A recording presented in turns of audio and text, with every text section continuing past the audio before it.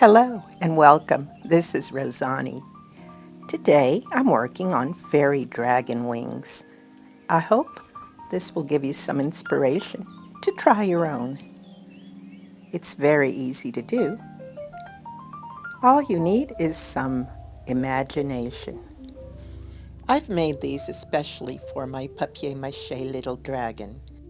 Cut them out, stiffen them with a little bit of liquid starch, let them dry, and see how it goes. These are my own ideas. You can be as creative as you want. Just have fun with it. Mix and match. You can color them. Just experiment and see what works for you.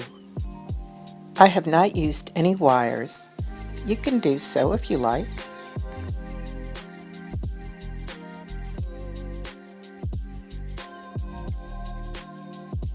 My little dragon likes to hide in the lavender.